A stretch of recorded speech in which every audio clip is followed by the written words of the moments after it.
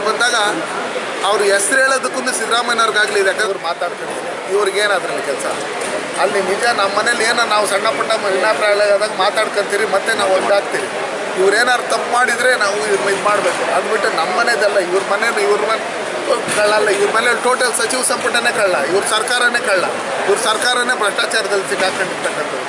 ಇವತ್ತು ಏನು ದೇವಸ್ಥಾನಗಳ ಹೆಸರುಗಳು ಹೇಳ್ಕೊಂಡು SIT ಇನ್ನೊಂದು ಮತ್ತೊಂದೊಂದು ರಚನೆ ಮಾಡಿ ಇವತ್ತು ಧರ್ಮಸ್ಥಳದ ಮೇಲೆ ಯಾವ ರೀತಿ ಇವರು ಪಿತೂರಿ ಮಾಡ್ತಾ ಇದ್ದಾರೆ, ಇದನ್ನೆಲ್ಲ ನೋಡ್ತಾ ಇದ್ರೆ ಇಡೀ ಕರ್ನಾಟಕ ರಾಜ್ಯದಲ್ಲಿ, ಇಡೀ ದೇಶದಲ್ಲಿ ಇರ್ತಕ್ಕಂಥ ಏನು ದೇವಸ್ಥಾನಗಳಿದ್ದಾವೆ, ಮಠ ಮಂದಿರಗಳಿದ್ದಾವೆ, ಇಲ್ಲಿ ಬೇಕಂತ ಉದ್ದೇಶಪೂರ್ವಕವಾಗಿ ಏನು ಬೇರೆ ಬೇರೆ ಸಂಸ್ಥೆಗಳಿಗೆ ಸೇರಿರ್ತಕ್ಕಂಥ ಉಗ್ರಗಾಮಿ ಚಟುವಟಿಕೆಗಳಲ್ಲಿ ತೊಡ್ಕೊಂಡಿರ್ತಕ್ಕಂಥ ಮತ್ತು ಬೇರೆ ಬೇರೆ ಮಿಷನರಿಗಳು ದೇವಸ್ಥಾನದ ಮೇಲೆ ಬೇಕಂತ ಉದ್ದೇಶಪೂರ್ವಕವಾಗಿ ವರ್ಷಗಳಿಂದ ಕುತಂತ್ರ ಮಾಡಿ ಇವರೇ ಯಾವುದೋ ಅನಾಥರಣೆಗಳನ್ನು ಇನ್ನೊಂದು ಮತ್ತೊಂದನ್ನು ಅವರೇ ಮರ್ಡರ್ ಮಾಡಿ ತಗೊಂಡಾಗ ಹಾಕಿ ಮತ್ತೆ ಇದನ್ನು ನೋಡ್ಸಂಥ ನಾಟಕಗಳನ್ನು ಆಡ್ತಾ ಇರ್ತಕ್ಕಂಥ ಇದನ್ನೆಲ್ಲ ನೋಡಿದರೆ ಧರ್ಮಸ್ಥಳ ಅಂತ ಹೇಳ್ಬಿಟ್ಟು ಬಂದಾಗ ಅವ್ರು ಹೆಸರು ಹೇಳೋದಕ್ಕೂ ಸಿದ್ದರಾಮಯ್ಯನವ್ರಿಗಾಗಲಿ ಇದೆ, ಯಾಕಂದರೆ ಮಾಂಸ ತಿಂದ್ಬಿಟ್ಟು ಅವ್ರು ಅಲ್ಲಿ ಹೋಗಿರ್ತಕ್ಕಂಥದ್ದು.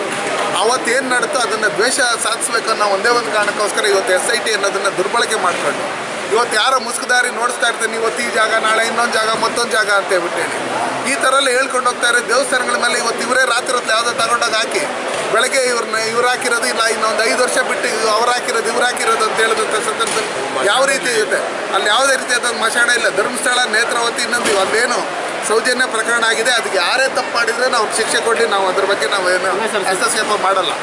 ಆದರೆ ಈ ಮುಸ್ಕುದಾರಿಯನ್ನು ಕರ್ಕೊಂಡು ದಿನಕ್ಕೊಂದೊಂದು ಸ್ಥಳನ ನೋಡ್ಕೊಂಡು ಅಲ್ಲಿ ಏನೂ ಸಿಕ್ಕದೇ ಇದ್ರೂ ಇವರೇ ಇದು ಮಾಡಿ ಇವತ್ತು ಒಂದು ದೇವಸ್ಥಾನದ ಬಗ್ಗೆ ಒಂದು ಕಮ್ಯುನಿಟಿಗೆ ಸೇರಿದಂಥವನು ಯಾವನೋ ಏನೇನೋ ಮಾತಾಡ್ತಾನಂತೆ, ಅದನ್ನೆಲ್ಲ ನಾವು ನೋಡ್ಕೊಂಡು ಸುಮ್ಮನೆ ಇರೋಕ್ಕಾಗಲ್ಲ.